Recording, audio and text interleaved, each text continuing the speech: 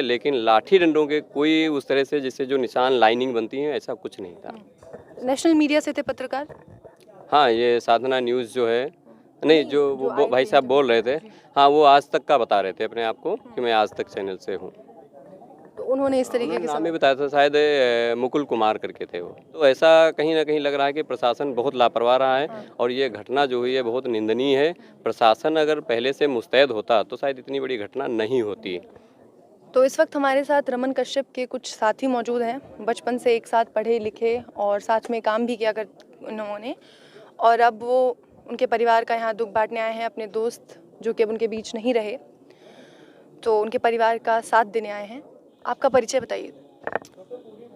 हमारा परिचय, मैं उमेश पांडे हूँ और रमन का लगभग खास करीबी रहा हूँ, साथ में खेले कूदे भी हैं, क्रिकेट से लेकर और कई गेम तक, तो साथ ही रहे हैं।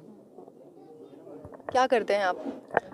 वैसे तो मैं खेती से ही जुड़ा हूँ, बेसिकली जो हमारा आधार है वो खेती ही है और मैं प्राइवेट कंपनियों में जॉब भी कर चुका हूँ और पत्रकारिता भी कर चुका हूँ, प्रेजेंट टाइम नहीं कर रहा हूँ।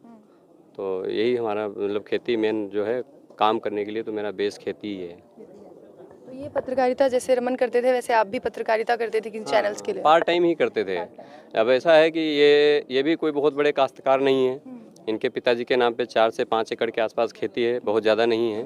तो रमन भाई प्राइवेट पढ़ाते थे, यहीं पे गुरुकुल एकेडमी करके एक इंग्लिश मीडियम स्कूल है। पार्ट टाइम पढ़ाने के बाद ये पत्रकारिता भी करते थे।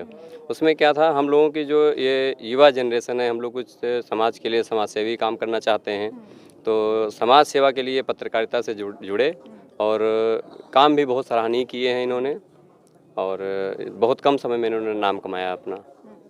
तो मतलब ये आजकल जो पत्रकारिता के दोहरे चरित्र की बात आती है, पत्रकारिता निष्पक्ष नहीं रही ऐसा कहा जाता है, तो इस वजह से आप जैसे युवा पत्रकार यहाँ के निकले? ऐसा क्या है, ये दाग हमारे लगभग तहसील निघासन नहीं सभी कहीं देखने को मिलता है।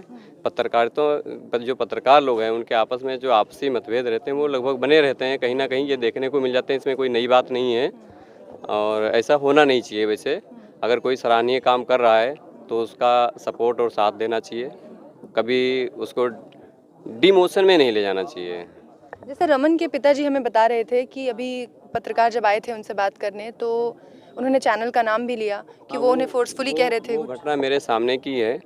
2 लाइन स्टार्ट करने के बाद ही उन्होंने ऐसा बोल दिया कि पोस्टमार्टम रिपोर्ट में ये बताया जा रहा है कि उनके शरीर पर लाठी डंडों के निशान हैं। तो मैंने सबसे पहले पवन जो मृतक रमन का छोटा भाई है उससे पहले मैंने ब्रेक लगा दिया कि रुकिए भाई साहब, पहले ये बताइए कि पोस्टमार्टम रिपोर्ट जिसका आप जिक्र कर रहे हैं वो आई कहाँ है, कहाँ से आपको पता चला है कि उस पोस्टमार्टम रिपोर्ट में ये बताया गया है कि लाठी डंडों के निशान हैं। तब उनको थोड़ा झिझक हुई और इधर उधर के बगलें झाँकने लगे। हाँ, तो अब आप लोगों के पास पोस्टमार्टम रिपोर्ट हैं?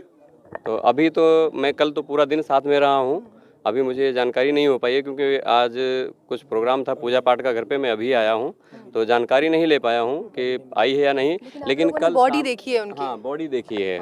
उसमें ऐसा कुछ नहीं? नहीं था ऐसा, सिर्फ उसमें गाड़ी की जो चपेट में आने के आसार होते हैं, कोई भी बॉडी देख के जो आसार जो दिख रहे थे वो सिर्फ गाड़ी की चपेट के लग रहे थे। जैसे एक्सीडेंट में शरीर पे रगड़ आ जो जाती है। इंजरी है वो एक्सीडेंट की, रगड़ की है, चोट की है, गिरने की है, लेकिन लाठी डंडों के कोई उस तरह से जिससे जो निशान लाइनिंग बनती है ऐसा कुछ नहीं था। नेशनल मीडिया से थे पत्रकार? हाँ, ये साधना न्यूज़ जो है, नहीं जो वो भाई साहब बोल रहे थे, हाँ वो आज तक का बता रहे थे अपने आप को कि मैं आज तक चैनल से हूँ। तो उन्होंने इस तरीके के नाम भी सवाल। बताया था, शायद मुकुल कुमार करके थे वो। जी हाँ। तो ये इस तरीके के सवाल परिवार वालों से पूछ रहे थे, उनके छोटे भाई से? जबकि और कल मैं यहाँ कोतवाली तिकोनिया भी गया था, साथ में पवन के साथ में भी गया था जो मृतक के छोटे भाई हैं। तो कोतवाल के द्वारा कुछ अजीबोगरीब बयान भी दिए गए और वहाँ पे जो पोस्टमार्टम रिपोर्टें बताई गई थी वो सिर्फ चार अभी तक आई थी वहाँ पे, जिसमें रमन की नहीं थी। और हम लोग यही आशंकित थे कि जब सबसे पहले पोस्टमार्टम हुआ था उन लोगों की 4 आई हैं और उन्हीं के साथ में इनका भी हुआ था, तो उनकी रिपोर्ट आने में देरी क्यों हो रही है। तो हम लोगों को यही संदेह लग रहा था कि कोई डिले क्यों किया जा रहा है, ये शंका थी। तो हम लोग कोतवाली में बैठे रहे, फिर बालेंद्र जी जो कोतवाल हैं उनसे बात हुई तो उन्होंने बातों बातों में ये भी कहा कि नहीं भाई, हमारी कोई लापरवाही नहीं है, मैंने सबसे पहले बॉडी को उसमें शव वाहन में डाला 100 वाहन की जगह उन्होंने एम्बुलेंस का नाम लिया, जबकि डाला गया था 100 वाहन में, और बोले मैंने सीधे धौरारा भेज दिया।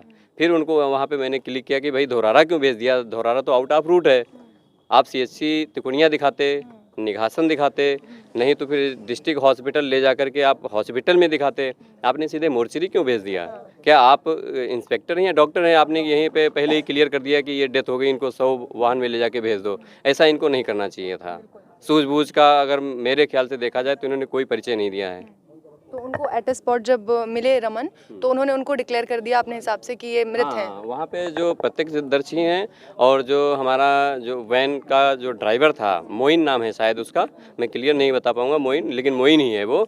तो उसने यही बताया है कि भाई जब मुझे वहाँ बुलाया गया तो बिना लिखा पढ़ी के 2-4 लाशें एक साथ उसमें डाली गई और उनको सख्त से मतलब एकदम सख्त निर्देश दिया गया कि आप इनको सीधे मोर्चरी लेके जाना, कहीं नहीं लेके जाना है, सीधे मोर्चरी लेके जाना है। तो मैं मोर्चरी लेके गया, उसके द्वारा ये जानकारी दी गई। तो ऐसा कहीं ना कहीं लग रहा है कि प्रशासन बहुत लापरवाह रहा है और ये घटना जो हुई है बहुत निंदनीय है।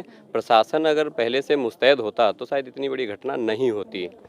पांडे जी, क्योंकि आप पत्रकारिता में भी जुड़े हुए हैं, तो जिस तरीके का रवैया आप प्रशासन का बता रहे हैं और जो हमने भी देखा है, और खास करके विपक्षियों को, विपक्षी पार्टी के नेताओं को रोकने की भी तमाम कोशिशें की जा रही हैं, ऐसे में लग रहा है कि एक मंत्री जो कि गृह राज्य मंत्री हैं, केंद्रीय मंत्री हैं, उनके बेटे पे आरोप है, तो हो पाएगा इंसाफ? नहीं, मैं पक्षियों और विपक्षियों के बारे में तो जो भी अपना ये चुनावी माहौल गर्म करने के लिए तो सब करते हैं, मैं उस पर कुछ नहीं बोलना चाहूँगा। लेकिन ये ज़रूर बोलना चाहूँगा कि अगर सुबह से बैनर पोस्टर जैसा कि बताया जा रहा है, क्योंकि मौके पे तो मैं भी नहीं था, अगर उखाड़े जा रहे थे, फाड़े जा रहे थे, तो जो वहाँ पे ड्यूटी हमारे जैसे SDM साहब थे, जो पुलिस प्रशासन के हमारे कोतवाल, दोनों कोतवाली के तिकोनिया निघासन के कोतवाल थे, कांस्टेबल थे, सारे लोग थे, तो इन लोगों को अपर लेवल में कोई सूचना देनी चाहिए थी कि भाई इस तरह से यहाँ दंगा भड़कने के आसार हैं और पुलिस फोर्स हमें चाहिए या इसकी पुख्ता व्यवस्था कुछ करी जाए। इन्होंने ऊपर सूचना ही नहीं दी। इस मामले को बहुत ही हल्के में लिया, इसलिए घटना घटी। ऐसा भी हो सकता है कि किसानों का जो प्रदर्शन हो शांतिपूर्ण हो, काले झंडे दिखाने के लिए आए थे, उन्होंने कुछ ज़्यादा बड़े तादाद पे नहीं, हमें जहाँ तक जानकारी है, जो हमारे बुजुर्ग किसान अंकल थे वहाँ पे और कई लोगों के द्वारा, अभी तो नाम लेके नहीं बता पाऊँगा क्योंकि जब भीड़ में चर्चा होती है, किसानों का जो प्रदर्शन था वो बहुत ही शांतिपूर्ण था, घटना से पहले बहुत ही शांतिपूर्ण था। कोई ये बता रहा था कि हम वहाँ कोई ऐसा आसार ही नज़र नहीं आ रहा था कि यहाँ पे ये दंगा हो जाएगा। लेकिन ये हुआ कि जब वो काफिला आया, उसके बीच में क्या झड़प हुई, क्या बात हुई, वहीं से एकदम रवैया बदल गया, पूरा माहौल एकदम पलट गया। जो सबको समझ में नहीं आया कि कहाँ से क्या मौका आ गया, क्या बदलाव आ गया, कोई समझ नहीं पाया अचानक में क्या बदलाव आ गया। एकदम शांतिपूर्ण था, कोई किसी तरह से कोई पहले से संभावना लग नहीं रही थी। तो जो काफिला उनका चलते हुए आ रहा था, जो केंद्रीय मंत्री हैं उनके बेटे का, उनकी गाड़ी का, जैसा कि बताया जा रहा है, वो कह रहे हैं कि वो गाड़ी में मौजूद नहीं थे। देखिए, उसके लिए मैं ये कहूँगा कि जो गाड़ी आई, गाड़ी तो आई, सभी ने देखा, गाड़ी 3 से 4 थी, ये भी सभी ने देखा। अब वो किसकी है, किसके नाम पे अलॉट है, इसकी तो जानकारी जांच में ही पता चलेगा। तो मान रहे हैं ना कि थार जो थी वो मेरी गाड़ी है, वो अपनी गाड़ी का तो हाँ, मान तो रहे वो हैं। मान रहे हैं, तो अगर वो उन्होंने ऐसा कहा है कि मैं मान रहा हूँ, क्योंकि वो छुपाया भी नहीं जा सकता कि आप ना माने, क्योंकि वो गाड़ी नंबर, चेचिस नंबर, सारा सब कुछ मैच कर जाएगा किसके नाम पे अलॉट है, और उन्होंने भेजा या नहीं भेजा ये वो लोग जानते होंगे। हाँ, इसमें हम ये कुछ नहीं कह सकते कि उन्होंने भेजा होगा या जानबूझ के करवाया होगा, लेकिन जो भी हुआ ये कृत्य बहुत ही निंदनीय हुआ। जी। अभी जो FIR लॉन्च की गई है उसमें मुख्य आरोपी के तौर पे केंद्रीय गृह मंत्री के बेटे, गृह राज्य मंत्री के बेटे, मुख्य आरोपी के किसानों की तरफ से मुख्य आरोपी सांसद पुत्र ही बनाए गए हैं। और ऐसा मैंने उस कोतवाल साहब के यहाँ जब मैं गया था तो उन्होंने FIR भी दिखाई थी, देने से तो मना कर दिया था कॉपी, लेकिन उसमें पक्ष जो है आशीष मिश्रा मोनू को ही बनाया गया है, ये मैंने उसमें रिपोर्ट में देखा है।